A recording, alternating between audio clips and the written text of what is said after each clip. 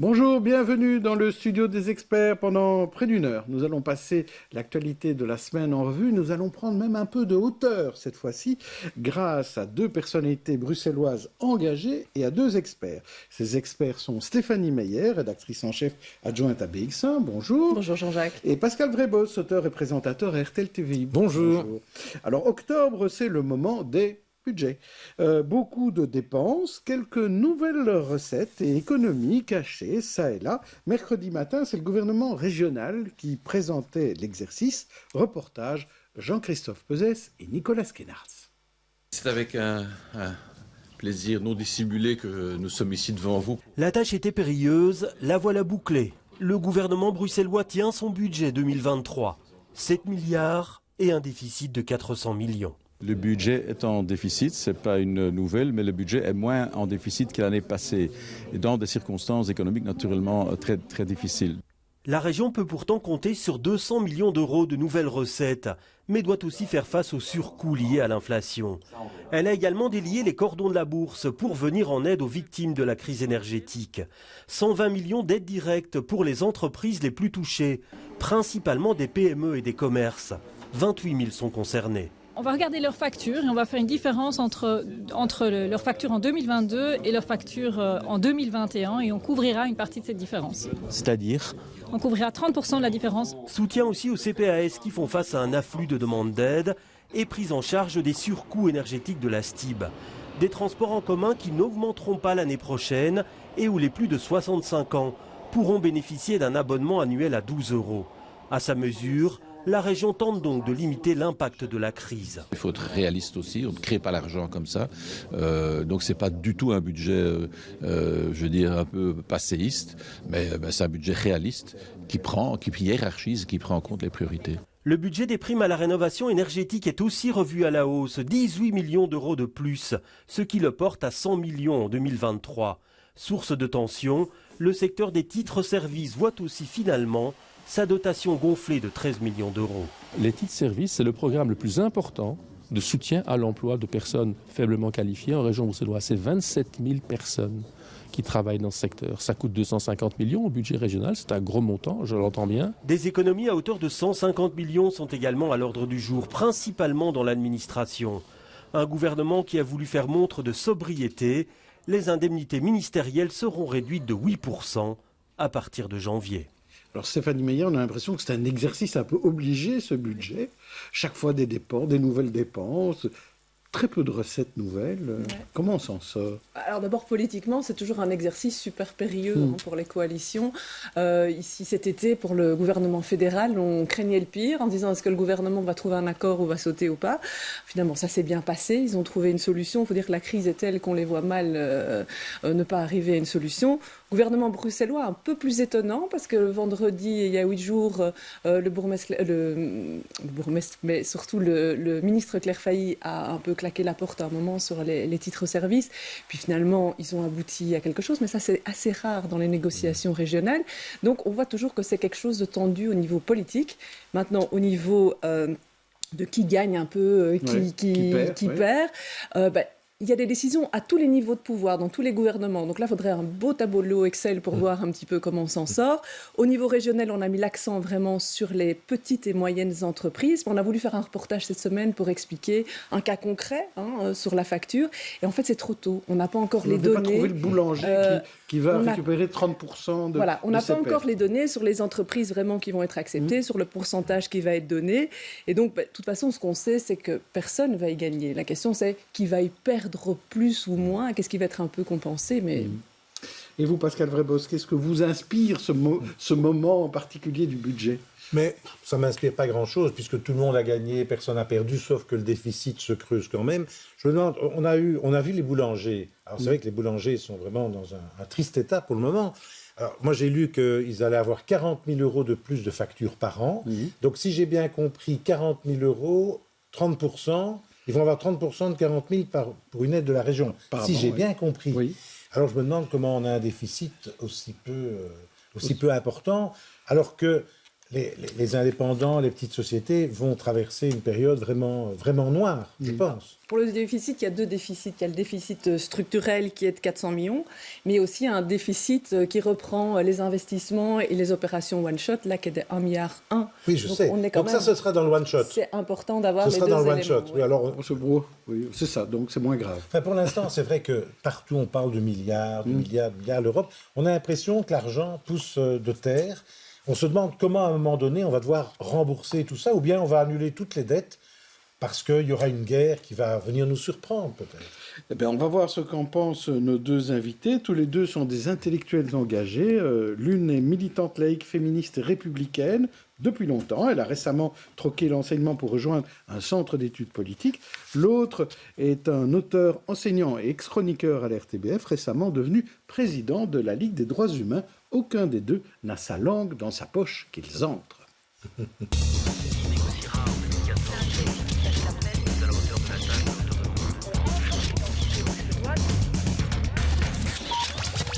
On accueille donc Nadia Geertz, qui est auteure tout récent de Neutralité ou laïcité chez Lupire et conseillère au centre Jean Gaulle. Bienvenue, Nadia Geertz. Et nous avons aussi Edgar Schoch, président de la Ligue des droits humains, auteur de Belgium Best Country, qui sera joué le mois prochain au Théâtre de Poche. En avant-première, on l'annonce déjà. Merci pour la pub. Voilà, le livre de Nadia Geertz est déjà chez les libraires et la pièce, c'est seulement dans un mois dans le cas d'Edgar Schoch. On va commencer par vous, Nadia. Est-ce que ces moments de budget, je sais que vous n'êtes pas une spécialiste des budgets, donc l'idée n'est pas de vous demander votre avis sur le budget en tant que tel, mais ce moment, cette symbolique de ce moment où on rentre, une rentrée parlementaire, on présente des programmes, on en discute et on présente son bulletin et son budget, ça reste un moment important pour les démocraties. Oui, certainement. Je pense que c'est le moment de définir des priorités avec tout ce que l'exercice a de difficile. Et c'est pour ça que je proclame haut et fort mon incompétence. Vraiment, là, je serais extrêmement mal à l'aise de devoir faire cet exercice. D'autant plus qu'on sait maintenant, enfin, depuis notamment la guerre en Ukraine, à quel point parfois il y a des choses sur lesquelles on n'aurait pas parié. Et là, je ne parle évidemment pas du gouvernement bruxellois, mais je parle de manière plus générale. Ils sont imprévisibles. Mais oui, c'est ça, voilà, on aurait pu se dire, il y a quelques mois, il y a un an, finalement, le budget de la défense, est-ce que c'est encore bien important, etc. Et puis finalement, ces choses-là sont remises sur le tapis d'une manière parfois extrêmement soudaine et imprévisible. Et donc c'est un exercice, je crois, extrêmement compliqué, d'autant qu'à mon avis, pour toute une série de choses, si on prend les choses séparément les unes des autres, on pourrait se dire, évidemment, oui, il faut financer ça, oui, il faut aussi financer ça, et ça aussi, il faut financer. Enfin, qui va aller dire, il faut financer moins telle chose, si ce n'est évidemment par rapport à telle autre chose qui mériterait mieux de l'être, en fait. Alors, Edgar Schoch, c'est un moment politique, mais c'est aussi un moment de communication important pour ces gouvernements, non ? De montrer une unité de façade aussi, parfois. C'est un peu raté, alors. Oui. Enfin, la façade est bien, bien montrée, l'unité est moins claire. Il y a eu, dans l'élaboration du budget bruxellois, des incidents que, de mémoire, je ne me souviens pas d'avoir connus, avec Bernard Clairfailly qui claquait la porte le vendredi soir, etc. Donc, d'un point de vue communication, c'est peut-être pas une grande réussite. Sur le reste, je suis à peine plus compétent que Nadia Geertz là-dessus. Je suis économiste quand même, donc voilà. Mais j'avoue que vous pouvez lire un budget. Je peux lire un budget. C'est déjà pas mal. Mais je n'ai pas lu le budget bruxellois. J'ai lu ce qu'en a dit la presse. Et il y a peut-être un élément qui m'a frappé, qui m'inquiète, parce que donc je suis enseignant d'économie dans une haute école. Enfin, je donne 2 cours, et c'est une haute école d'assistants sociaux. Et j'étais frappé depuis 2 ans par le nombre de travail de fin d'études qui porte sur le burn-out des assistants sociaux, en particulier en CPS. Et quand je vois qu'il y a seulement 20 millions dans le budget bruxellois qui est consacré à aider les CPS à gérer les conséquences de la crise qu'on connaît, je me dis que désormais ce sera 50% des mémoires de fin d'études que j'aurai à lire qui concerneront ce sujet. Et donc je suis particulièrement inquiet de ce point de vue-là.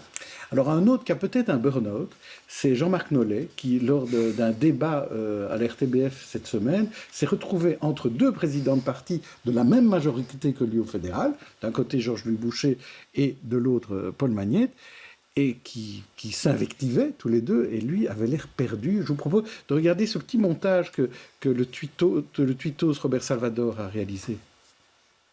Pour le PS, il vaut mieux rester au chômage que conduire un bus. Vous avez la raison du problème. Ne pensez pas, raison du problème, que c'est facile. Non, mais messieurs, si vous voulez bien, monsieur Nollet,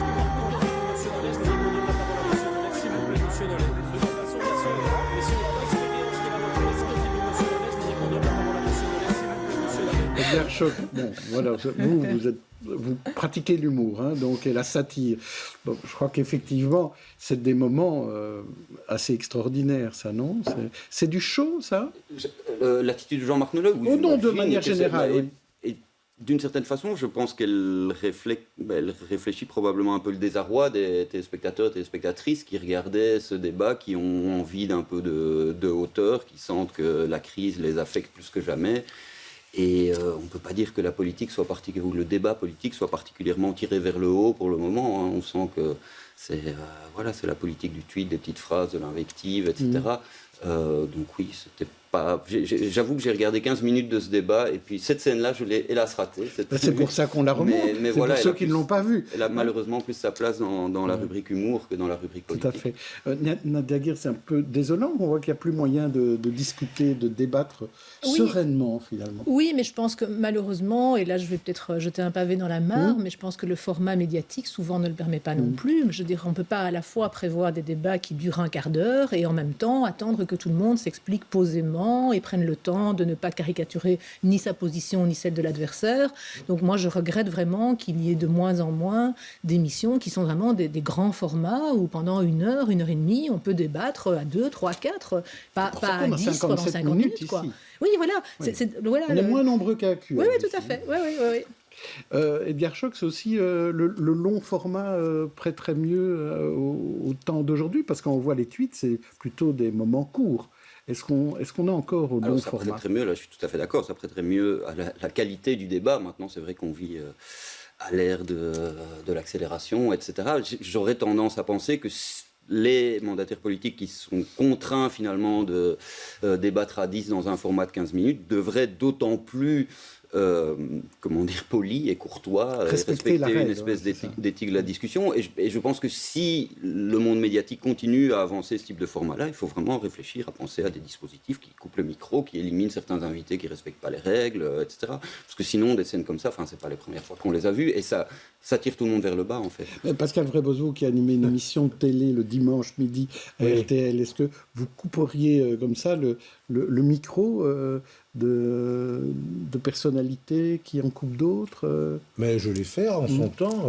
Moi, j'avais une émission de long format pendant 20 ans, en controverse, où j'avais 6 invités pendant 1 heure. Donc, et un seul sujet. C'est une autre époque. Il n'y avait pas de tweet, il n'y avait pas de réseaux sociaux. Là, on est dans un basculement anthropologique, parce qu'il y a une simultanéité de l'information, il y a une infobésité, il y a une mise en signe et une mise en scène permanente. Il y a des scénaristes parfois, comme le président Zelensky. En temps de guerre, il est entouré de scénaristes. On a là une rupture complète dans la communication, vraiment anthropologiquement. Dans la communication de guerre, pour moi, il y a une scission incroyable, vraiment. Même dans les interviews politiques qu'on fait, on voit bien qu'il y a un coaching qui est derrière et que quelle que soit la question qu'on pose, il y a un message qui doit passer à un moment chez beaucoup d'élus. Et on a vu... Tout dépend de la question qu'on pose, il faut qu'on réponde à la question. Oui, voilà, mais quand même, je vois la différence entre des gens... Moi, je connaissais il y a 20 ans et aujourd'hui. Il y a 20 ans, on parlait avec son cœur spontanément et maintenant, ça a changé. Il y a quand même une stratégie de communication qui se fait plus n'importe quoi. C'est ça que je pense aussi qu'on pense à la punchline aussi. C'est-à-dire que dans buzz, un discours... Oui, c'est ça. Parce que je pense qu'il y a toutes ces plateformes, Instagram, TikTok, etc., qui de plus en plus relaient non plus des photos ou des textes, mais des courts extraits vidéo. Et donc, je pense que beaucoup de gens qui sont formés à communiquer sont aussi formés à placer dans leur discours, même si c'est un discours qui dure 3 minutes, quelque chose qui va pouvoir être isolé pour faire le buzz sur les réseaux sociaux. C'est pour ça qu'on vous a choisi Edgar Schock à la Ligue des droits humains en se disant celui-là, il a l'habitude des punchlines, alors il va bien nous représenter. J'espère que non. Je pense qu'ils m'ont surtout choisi parce que je ne suis pas juriste et qu'ils s'étaient dit en termes de vulgarisation, pour une fois, ça aide de pouvoir relayer un message juridique par quelqu'un qui n'est pas formé. Alors, un des gros postes budgétaires à la région, c'est la mobilité. C'est aussi un grand sujet de débat. Good move, bad move. La ministre Van den Brandt a accepté de se frotter aux mécontents mercredi, c'était dans l'émission Versus de Michel Gaillard, mais elle n'est pas isolée. Une responsable de l'ARO qualifiait les anti-good move de réactionnaires. Malheureusement, c'est plus complexe que ça et je pense qu'il ne faudrait surtout pas faire de ce débat et de l'application de Good Move ni une lutte des classes parce que les mouvements réactionnaires qu'on observe à Kuregem, enfin on pourrait... Réactionnaires ? Oui, réactionnaires parce qu'il y a eu la volonté, il n'y a pas la volonté de renverser l'ordre établi, mais au contraire de le maintenir et de maintenir le statu quo par rapport à une circulation automobile. En ce sens, je trouve que c'est réactionnaire. Et c'est tout aussi réactionnaire que des Uclois qui vont se mobiliser contre la fermeture aux voitures au bois de la Cambre. Donc voilà, il ne faut pas trop vite analyser ça sociologiquement. Alors, être contre Good Move, est-ce que c'est être réactionnaire, comme le dit cette responsable d'association, Nadia Geertz? Je trouve que c'est plus compliqué que ça. Alors c'est très difficile, je trouve, parce que... Alors là, je précise que je parle en tant que cycliste, hein, donc vraiment, moi, a priori, la mobilité douce, c'est quelque chose qui me tient à cœur. Par contre, ce qui m'inquiète aujourd'hui, c'est la polarisation. C'est-à-dire que j'ai l'impression que de plus en plus, on est dans une logique de clans qui s'affrontent. On a le clan des automobilistes contre le clan des cyclistes et le clan des piétons et le clan des trottinettistes, etc. Et finalement, on n'est plus dans une réflexion sur comment faire pour partager l'espace d'une manière qui soit sereine, apaisée et sécurisée pour tout le monde. Mais on est dans qui est le méchant, vilain, responsable. Et je trouve que ça ne va pas... Et de dans une certaine mesure, moi, ce qui m'inquiète aujourd'hui dans la manière de militer, donc c'est pas dans le contenu, mais c'est dans la manière, les stratégies qui sont développées, c'est que je trouve que ce sont parfois des stratégies qui sont des stratégies d'opposition, en fait, et qui finalement me semblent aller vers, en fait, plus encore de tensions entre les différents usagers que vers des politiques d'apaisement. Or, moi, ce qui m'intéresse, en fait, avant tout, c'est pas tellement d'avoir une belle piste cyclable, c'est surtout de ne pas être agressé par un automobiliste qui n'en peut plus de voir des cyclistes. Ça, c'est ce qui me fout, à moi, le plus la trouille. Hein. C'est parfois l'agressivité de certains automobilistes, et en même temps, je les comprends parfois. Mais ce qu'on a vu, Edgar Schoch, quand même, c'est qu'il y avait quand même un effet auprès des gens, des habitants, que quand ils se rebellaient, ça avait un effet sur le plan lui-même. Le plan était remis en question. Donc il y a un pouvoir des riverains mécontents aussi. Heureusement, j'ai envie de dire, je pense, vous savez, j'ai beaucoup travaillé sur le complotisme et j'ai tendance à penser que le meilleur remède au complotisme, c'est l'action politique. C'est quand des citoyens se mobilisent et voient que leur mobilisation a un effet, eh bien, ils ont tendance à moins penser que tout est joué d'avance, que tout se décide en dehors d'eux, etc. Après ça, moi, cette mobilisation, je ne la partage pas. Je suis cycliste également, je suis dans le clan des cyclistes. Et j'ai tendance à penser, pour compléter, peut-être nuancer l'analyse de Nadia Geertz, qu'il faut partager l'espace public, mais c'est précisément depuis qu'on essaye de le partager que ça se polarise. En fait, ça a été tout à la bagnole jusqu'il y a 10-15 ans. Et depuis que, heureusement, une part plus importante de l'espace public est dévolue à la mobilité douce, on voit monter quand même une réaction très forte chez les automobilistes, etc. Et je ne dis pas qu'il n'y a pas des excès du côté des cyclistes, mais c'est intéressant de voir comme il y a des effets qu'on pourrait appeler de backlash, quoi. C'est simplement quand on commence à partager l'espace public que ceux qui étaient ultra dominants se rebellent et ont l'impression que leurs privilèges étaient des droits acquis de toute éternité. Et je rappelle quand même que la majorité des ménages bruxellois n'a pas de voiture. Pascal Vrebos, est-ce qu'on n'oublie pas les piétons un peu? Oui, enfin moi je fais partie de tous les clans, puisque voiture, en tram, j'adore prendre le tram, et je suis piéton. Vous n'êtes pas cycliste, hein? Non, je ne suis pas cycliste. Voilà. Je suis pas cycliste. Non, c'est vrai. Okay. Non, même pas à domicile. D'accord, voilà. Mais c'est vrai que je n'ai pas non plus tellement l'occasion. C'est pour moi le problème. Tout le monde a envie d'une ville qui soit une ville sans voiture, piétonne, avec des arbres, avec des écureuils qui mangent des noisettes, des oiseaux qu'on entend le matin, ce que j'ai chez moi devant. Tout le monde a envie de ça. Je crois que personne n'est contre. Ici, ce qui me semble un peu dingue, c'est la manière dont ça a été fait. C'est l'absence de pragmatisme. Je me demande parfois, les gens qui font ce plan, si parfois ils bossent en voiture ou à pied pour faire ce plan. Moi, ce qui m'inquiète beaucoup, ce sont les piétons. J'avoue que, d'abord à Bruxelles, il y a beaucoup de trottoirs avec des pavés qui tremblotent. Et ensuite, les cyclistes, pas tous, mais beaucoup, la trottinette, vont sur le trottoir à toute vitesse. Et donc maintenant, le piéton, il doit regarder partout. D'abord parce que souvent, les automobilistes ne s'arrêtent pas lorsqu'il y a un passage. Mais les vélos ne s'arrêtent pas non plus. Donc finalement, ce good move est vraiment, pour l'instant en tout cas, à mon avis, un bad move pour les piétons qui ne se sentent plus en sécurité dans certains quartiers. Et alors quand on voit à Kuregem, comme les gens ont été furieux, ils ont même enlevé des trucs de béton, etc. Et c'est, voilà, donc je veux dire que là, il y a une absence totale de concertation. Donc, je suis d'accord, c'est bien dommage qu'il y ait justement des antagonismes, parce que les automobilistes, c'est vrai qu'ils ont eu le pouvoir très longtemps, voilà, ils doivent apprendre à ne plus l'avoir, et il y aura de moins en moins de voitures dans les capitales. Mais quand on voit Paris, moi je vais à Paris de temps en temps, quand on voit ce que la maire de Paris, comme elle a transformé cette capitale, c'est horrible. La pollution est beaucoup plus importante, les métros sont hyper bondés, et encore une fois, le piéton n'est plus le roi. Le piéton devrait être le roi. C'est le plus fragile. Bon, l'avis d'une autre cycliste, Stéphanie Meyer. Mais moi, c'est surtout... si je peux dévoiler un secret. Ça, tout de suite. Cycliste et je veux dire...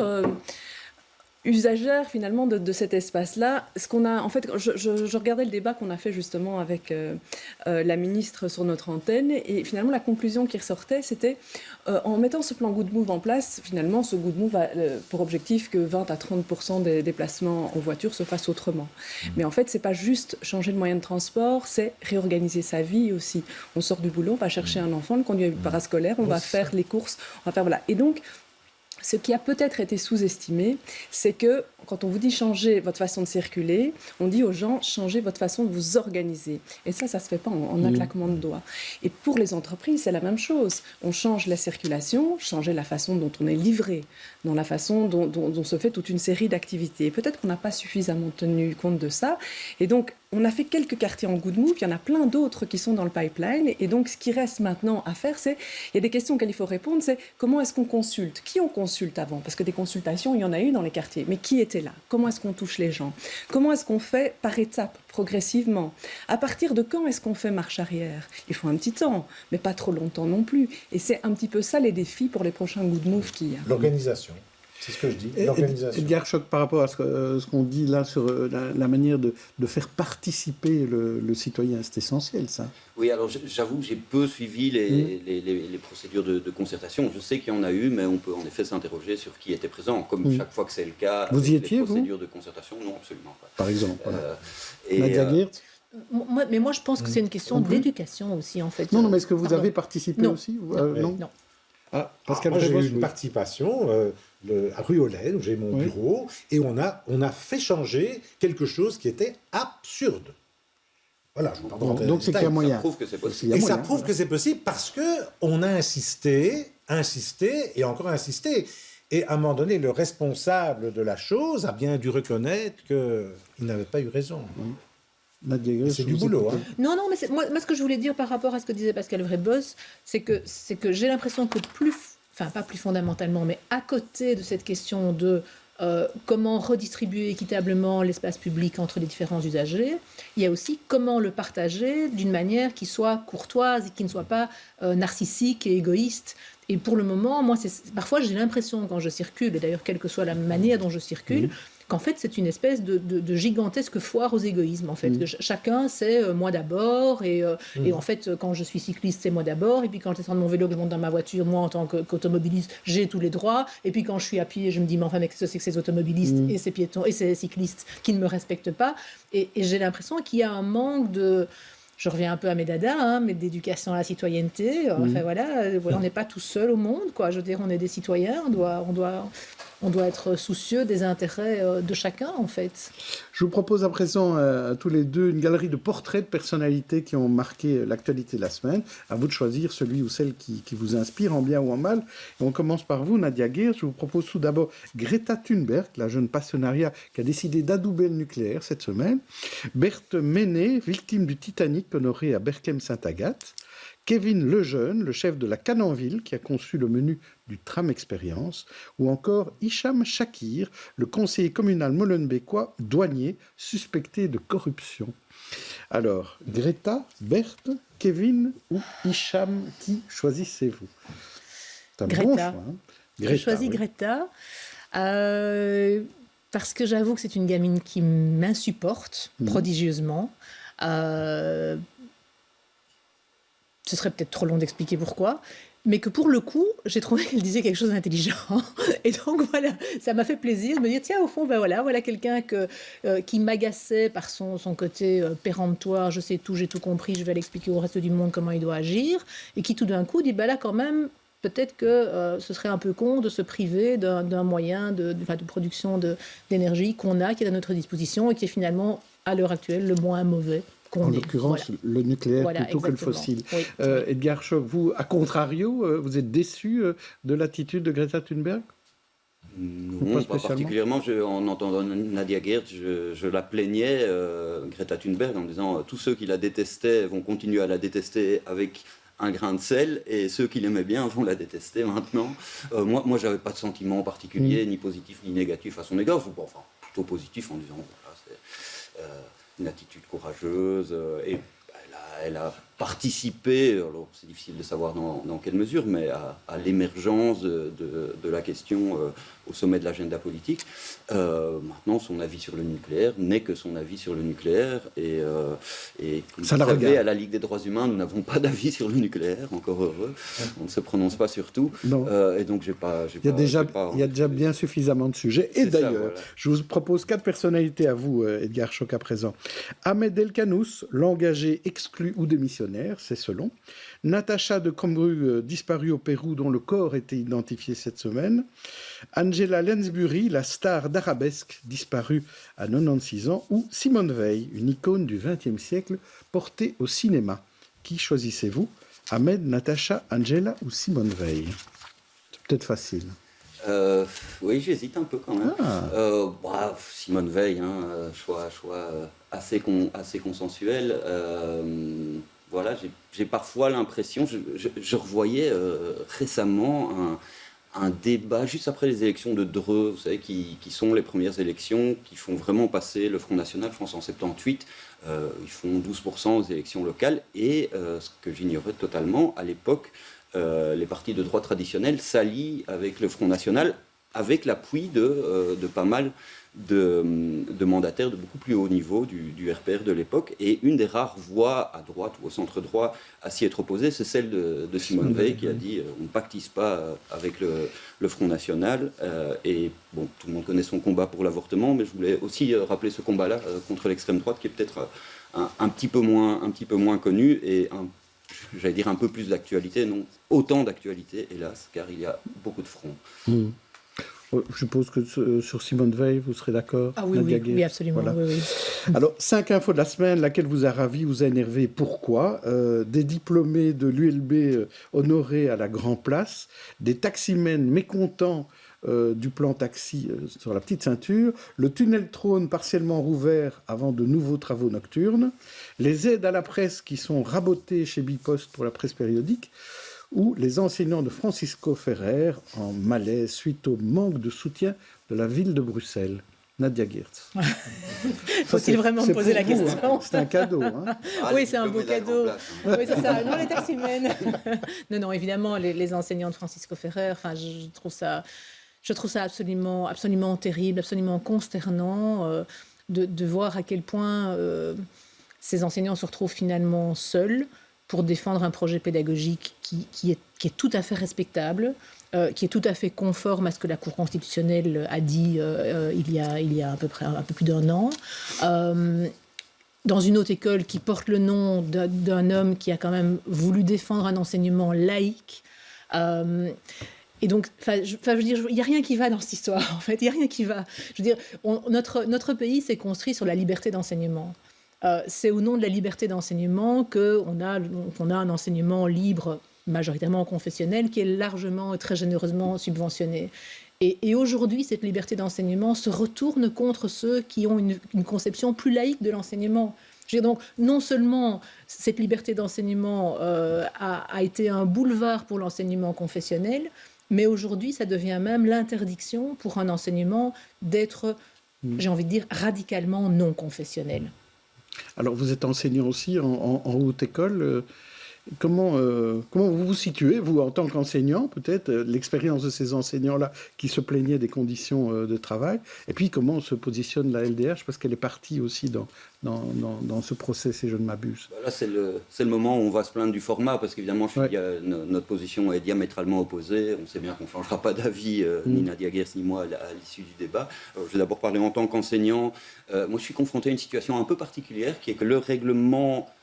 Ma haute école fusionne tout le temps, donc je ne suis pas au courant du règlement de post-fusion, mais imaginons que ce soit le même que celui pré-fusion, interdit aussi, étonnamment, le port du foulard, mais il n'est absolument pas appliqué et ça ne pose absolument aucun problème dans ma pratique d'enseignant. Après, je donne que 2 cours, je suis périphérique, donc il se passe peut-être des choses quand je ne suis pas là, mais j'ai rien entendu de particulier. Alors sur Francisco Ferrer spécifiquement, rappelons quand même que c'est l'enseignement supérieur, quoi, et que pour moi ça devrait même pas se poser en fait. Et je ne vois pas en parce qu'ils sont majeurs, c'est ça que vous voulez dire.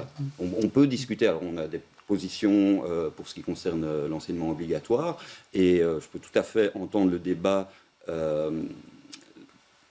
pour les mineurs, pour cet enseignement-là, mais pour l'enseignement supérieur, ça me paraît, y compris dans une école laïque, l'enseignement est laïque, ça ne veut pas dire que les personnes à qui on dispense cet enseignement doivent être laïques elles-mêmes et manifester leur absence de conviction ou qu'on leur interdise de manifester cette conviction. Donc pour des majeurs, ça me paraît extrêmement problématique. Mais voilà, on peut continuer à dérouler les arguments. Non, mais peut-être pour juste répondre à ça sur l'aspect majeur-mineur, effectivement, quel argument vous utilisez, vous, pour expliquer votre position, Nadia Gers? Mais pour moi en très gros, les signes convictionnels devraient être interdits dans l'enseignement obligatoire, donc quand il s'agit majoritairement de mineurs, et dans l'enseignement supérieur, je trouve que ça devrait dépendre, en fait, notamment du cursus dans lequel on se trouve. Et donc, je n'ai aucun problème à ce que certaines autres écoles ou certaines universités autorisent les signes convictionnels, mais je trouve que quand on est dans l'enseignement pédagogique ou dans l'enseignement qui forme des futurs infirmiers, par exemple,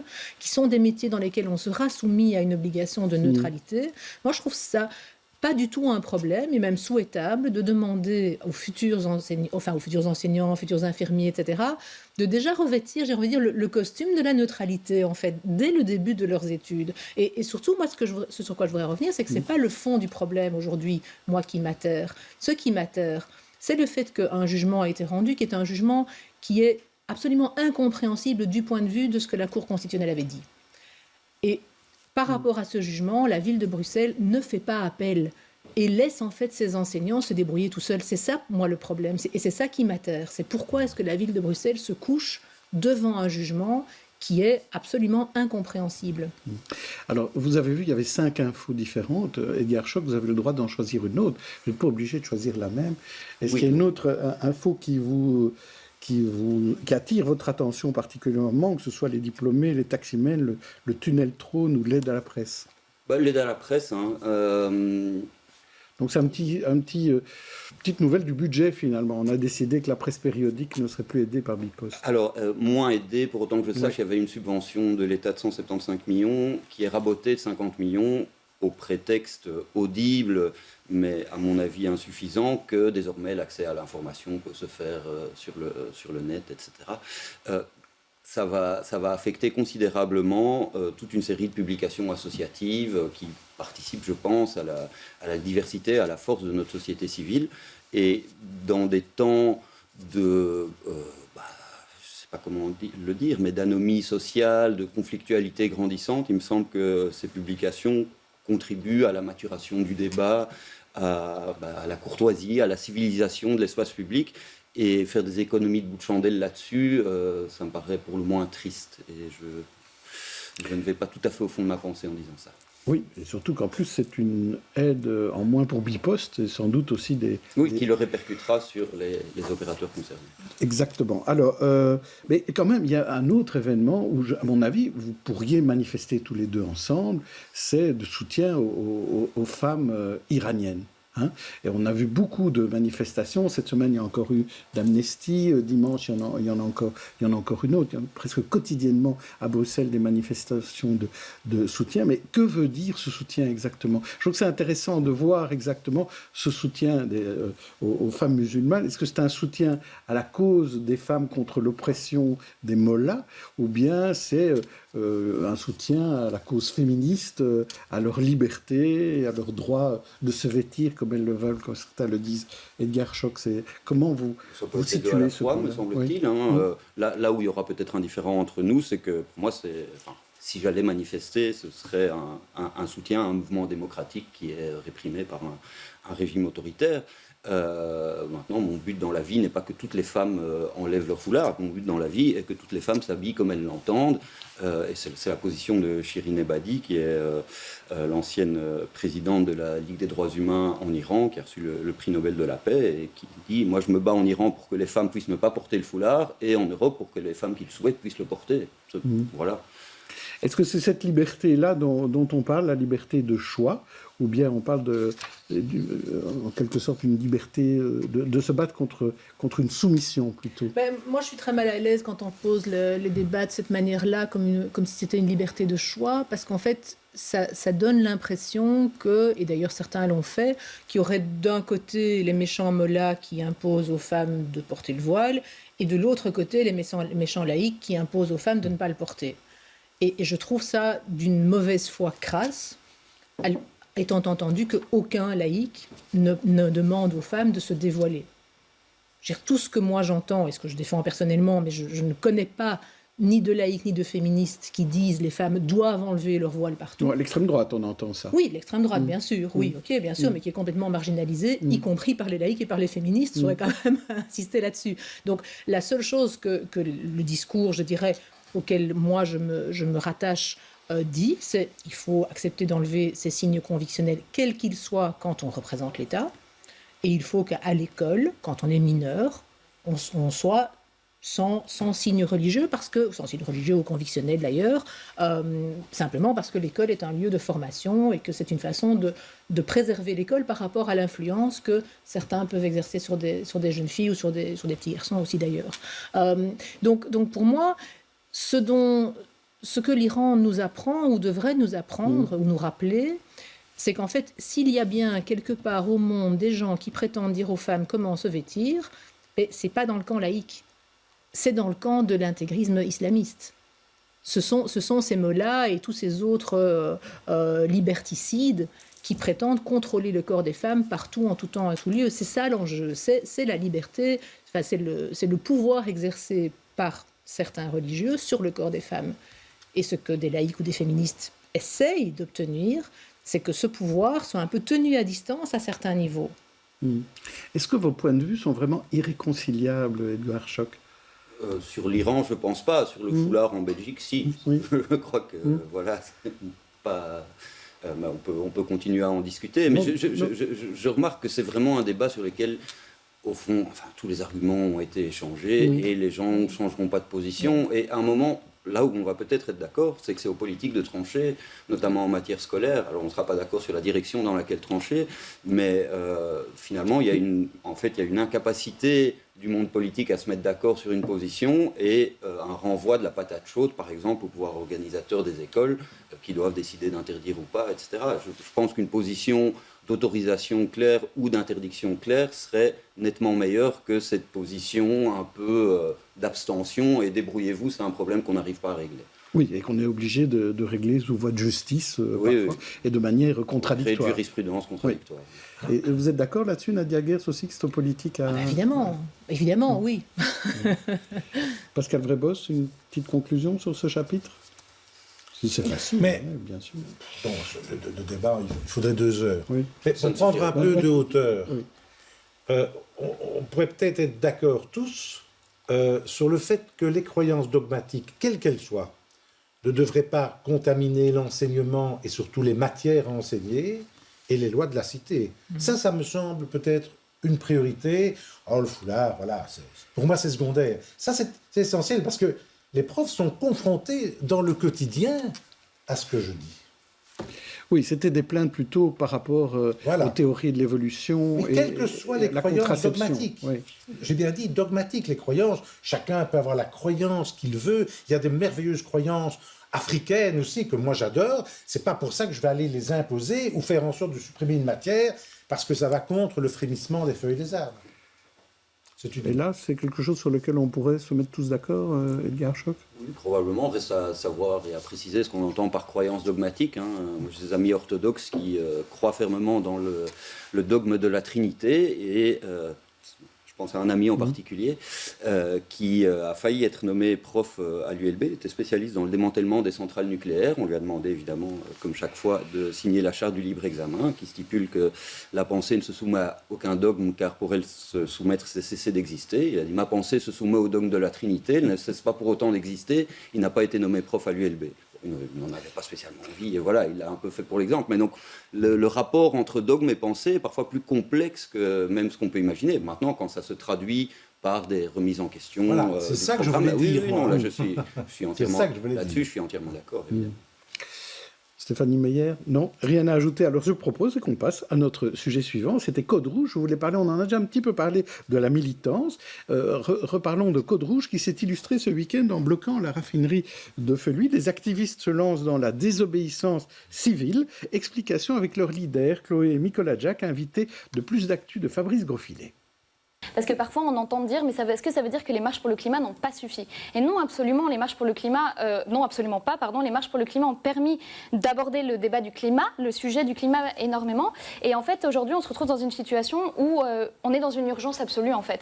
Et on se rend compte que malgré les mesures qui ont été annoncées, on n'est pas du tout sur la bonne voie. Et donc, nous, ce qu'on se dit aujourd'hui avec la désobéissance civile, c'est qu'en fait, c'est en complémentarité avec les autres types d'actions, mais c'est nécessaire. Mais si je peux me permettre de vous contredire, on est dans un système démocratique, avec un gouvernement qui est issu d'une élection et qui représente une majorité de citoyens. Quand on fait de la désobéissance civile, c'est pas une manière pour une minorité d'imposer son point de vue à une majorité? Non, absolument pas. Si vous regardez l'histoire des mouvements sociaux, très souvent on se rend compte que les grandes avancées qu'aujourd'hui on considère comme acquises dans nos démocraties, que ce soit par exemple le droit de vote des femmes, je vous donne un exemple, ça a suivi des mouvements de désobéissance civile. Donc la désobéissance civile est une façon comme une autre de faire avancer la société. Alors la désobéissance civile, une manière comme une autre de faire avancer la société, Edgar Schoch?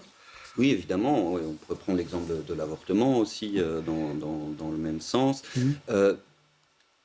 Moi, ce qui me frappe d'un point de vue là de Ligue des droits humains, c'est que nous ne faisons pas de désobéissance civile. Au contraire, on joue vraiment le jeu de l'état de droit.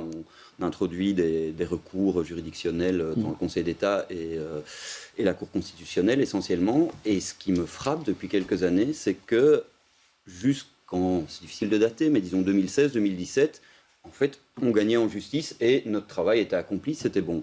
Depuis quelques années, en fait, l'État s'assied sur les décisions de justice et à partir de ce moment-là, ça devient difficile, je vais vous donner 3 exemples, ça devient difficile de continuer à jouer le jeu de l'État de droit. Alors nous, on continuera à le faire, c'est notre mandat, c'est notre mission, mais je comprends d'autant mieux les gens qui disent mais non, mais ça, on n'y arrivera pas par des voies purement légales. Donc il faut d'autres moyens. Alors. Voilà, 3 exemples très rapidement. Oui. Le jour où le tribunal de première instance de Bruxelles déclare que les arrêtés en matière de confinement ne sont pas pris sur une base légale suffisante, l'après-midi même, Frank Vandenbroek est à la tribune du Parlement pour dire « ce jugement ne m'impressionne pas ». On ne te demande pas que le jugement t'impressionne, on te demande de l'appliquer. Deuxième exemple, les astreintes gigantesques que fait d'asile est maintenant condamné à payer en première instance et en appel pour défaut d'accueil et défaut d'enregistrement des demandes d'asile. On en est à devoir envoyer des huissiers pour faire respecter des décisions de justice et rien ne change et la situation empire. Licence d'exportation d'armes, prenons le cas de l'Arabie Saoudite, ça n'est pas le seul. Dès qu'on a connaissance d'une licence, on la conteste au Conseil d'État. 17 fois, 17 victoires, mais ces licences sont attribuées dans le plus grand secret et donc 95% passent sans qu'on puisse les contester et donc le gouvernement wallon en l'occurrence s'assoit sur des décisions de justice et c'est vraiment relativement nouveau comme phénomène et c'est un phénomène qui m'inquiète et qui hélas légitime des actions qui se passent en dehors d'un cadre légal. Et je dis hélas parce que, évidemment, cette action-là peut nous être sympathique. Ce sont des activistes climatiques. Le jour où c'est l'extrême droite qui mènera des actions de désobéissance civile, je serai nettement plus gêné pour vous tenir le discours que je tiens maintenant. Mais en même temps, c'est à l'État de donner l'exemple en montrant que l'État de droit n'est pas qu'un vain mot. Nadia Geertz. Je rejoindrai relativement, en tout cas, Edgar Schoch sur la fin. C'est-à-dire que le problème pour moi, c'est que si on accepte le principe de la désobéissance civile, ben, évidemment, toute une série de mouvances risquent de se l'accaparer et de mener leur propre petite résistance civile au nom de choses qui ne seront pas nécessairement des principes démocratiques universellement reconnus, ni même des principes démocratiques tout court.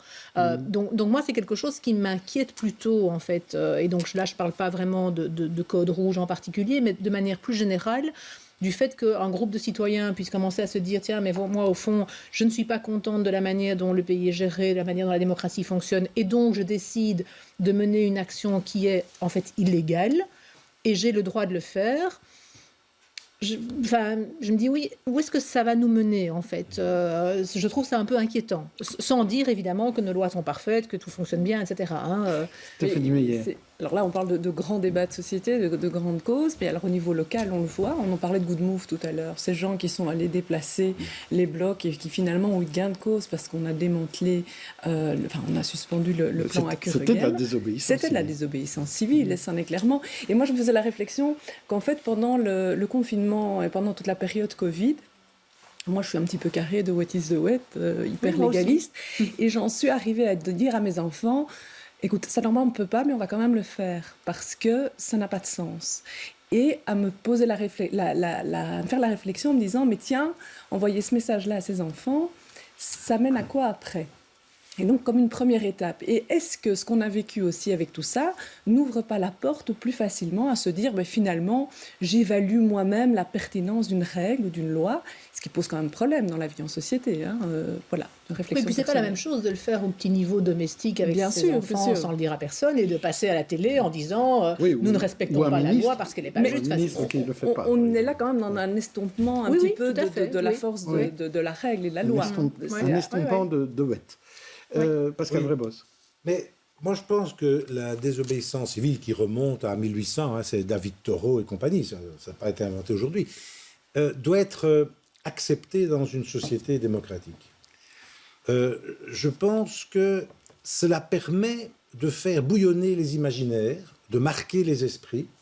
Et en ce qui concerne le Code rouge, moi, ce qui m'a beaucoup amusé, c'est qu'ils ont même mis du glu sur leur pouce s'ils sont arrêtés pour qu'il n'y ait pas d'empreinte. Il y a un côté, je dirais, bon enfant. Et à un moment donné, je pense que... Parce qu'il y a un côté poétique. Il n'y a aucune agressivité, en tout cas dans ce qu'ils font. Il n'y a pas de violence. Ils sont d'une certaine manière pacifiques, comme l'était Thoreau avec la marche du sel ou Gandhi, etc.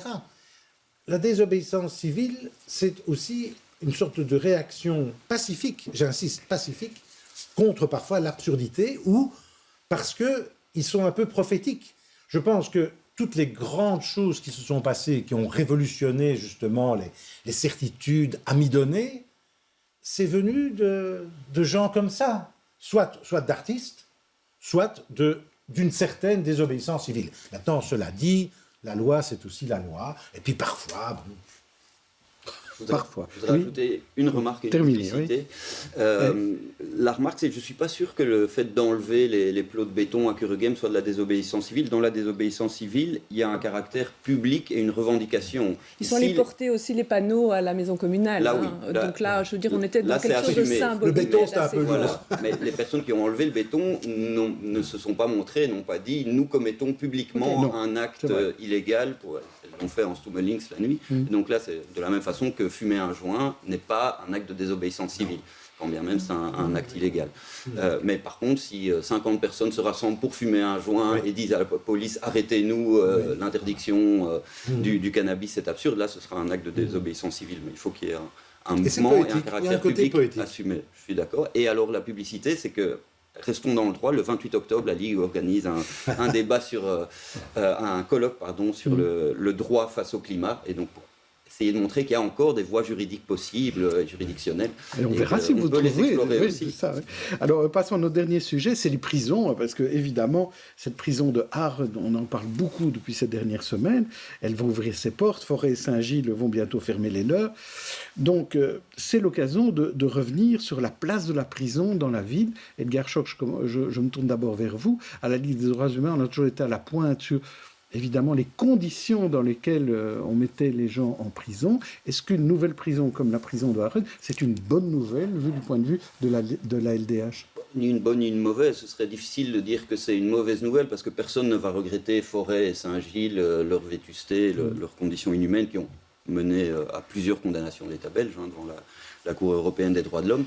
Maintenant, une maxi-prison de 1190 détenus, si je me souviens bien, construite dans quand même une opacité assez importante. Vous avez un consortium là qui a obtenu un partenariat public-privé et ce consortium est constitué d'entreprises relativement peu avenantes, pour rester poli, pour un coût qui reste assez obscur pour le contribuable. Et des conditions de détention. Il y avait un article dans le Morgen de cette semaine où on interviewait le responsable de la prison qui disait si le détenu perd son badge, il perd tous ses droits. Qu'est-ce que ça veut dire ça? Je ne sais pas. Enfin, déjà que les droits ne sont pas très nombreux en prison, mais surtout focaliser le débat sur Harren en tant que tel, c'est, je pense, éviter le vrai débat qui est celui de la pénalisation de toute une série de comportements. Je parlais pas innocemment du cannabis il y a 2 minutes. Une grande partie des incarcérations le sont pour des faits liés à la drogue. Si on dépénalisait, si on modifiait la loi de 1921 et qu'on dépénalisait toute une série de comportements liés à la drogue, on viderait les prisons beaucoup plus facilement, on réglerait le problème de la surpopulation et on n'aurait pas à se poser les questions qu'on Et en plus, vous voulez faire de Forêt un musée, vous, hein? Oui, exactement. Vous devancez ma seconde publicité. Oui. Donc oui, il y a une ASBL à laquelle la Ligue est partie prenante, qui s'appelle 9 mètres carrés, qui est en bonne voie de créer dans une aile de la prison de Forêt un musée, comme ça a pu être fait en Flandre il y a une vingtaine d'années, à Tongres, parce que voilà, la prison reste un point aveugle de la société où, à part les détenus et les familles des détenus, très peu de gens ont mis les pieds. Et je pense que les quelques personnes qui ont mis les pieds sont souvent devenus des militants soit abolitionnistes, soit de l'amélioration des conditions de vie en milieu carcéral. Nadia Geers, la prison, est-ce que ça a de l'avenir, les prisons? Alors j'aimerais bien vous répondre, non, il faut supprimer les prisons, c'est terrible, c'est affreux d'enfermer les gens, etc. Et en même temps, je ne vois quand même toujours pas d'autres solutions, étant entendu qu'on ne les tue pas. Je veux dire, voilà, même les criminels multirécidivistes, voilà, la peine de mort est abolie. Qu'on ne peut pas non plus, je pense, laisser tout le monde en liberté avec un bracelet électronique. Enfin, je pense qu'il y a quand même encore des choses qui justifient un emprisonnement. Donc, je pense que dans l'état actuel des choses, je ne pense pas qu'on puisse se passer de prison. Et par rapport à ce que disait Edgar Schotz sur la dépénalisation du cannabis, enfin, je sais que c'est un exemple, hein, mais moi, je ne suis pas sûre que que dépénaliser la consommation de cannabis permettra de supprimer le trafic et du coup la criminalité qui va autour. Enfin, c'est un argument que je suis pas sûre d'abord. Et puis en plus, je suis même pas sûre non plus d'adhérer au raisonnement selon lequel, puisqu'il y a beaucoup de gens en prison à cause de quelque chose, eh bien arrêtons de pénaliser ce quelque chose, comme ça on aura moins de gens en prison. Enfin, pour moi, la vraie question, c'est est-ce que c'est un délit? Est-ce que c'est pertinent que ça le reste ou pas? Après, évidemment, je pense qu'il faut réfléchir à des peines alternatives, mais je pense qu'on le fait. Hein. Je crois qu'il y a quand même beaucoup de choses qui se font dans ce domaine-là. Peut-être pas assez vite, peut-être pas avec assez de courage, je ne sais pas. Honnêtement, je ne sais pas. Un droit de réponse. Pour préciser, dans notre optique, ce n'est pas uniquement dépénaliser la consommation, mais organiser des circuits de vente. Il y a deux modalités possibles qui ont été testées. C'est pour lutter contre le trafic, en fait. Dépénaliser uniquement la consommation, ça, c'est les Pays-Bas, en fait. Et en effet, à ce moment-là, si vous pouvez consommer, mais que vous ne pouvez pas acheter, produire et vendre, ça alimente toujours autant le trafic. Par contre, que ce soit les 19 États américains, le Canada, l'Allemagne qui est en voie de le faire, le Luxembourg, Malte qui est le premier État européen qui l'a fait, on peut régulariser, réglementer toute la chaîne de production et d'approvisionnement. Et à ce moment-là, il n'y a plus de raison, il n'y a plus de trafic tout simplement. Et alors les deux modalités, c'est soit public, fourniture publique, comme l'alcool au Canada, soit des modèles beaucoup plus associatifs de cannabis social club où on peut cultiver à un endroit et fumer uniquement à cet endroit-là. Du circuit court. Voilà. Oui. Pascal Vrébos pour terminer. Pas de cafard dans la prison de Harren, pas de pot de chambre dans les chambres. Moi, je dis bravo, mais ce n'est pas l'essentiel. Alors, je lancerai un appel, puisque c'est une nouvelle prison. Moi, j'aimerais qu'on s'occupe de tous les détenus qui ont entre 18 et 30 ans, qui sont condamnés à de longues peines. J'aimerais qu'ils aient des formations, qu'on leur prépare leur avenir. Parce que là, il n'y a rien ou pas grand-chose. Et qu'est-ce qu'ils vont faire quand ils sortiront dans 10 ans, 15 ans? La prison ne sert à rien. Il faut que la formation et qu'on prépare ces jeunes qui ont commis parfois des trucs très graves à une autre vie de 20 ans plus tard. On en reparlera certainement. Les coups de cœur à présent.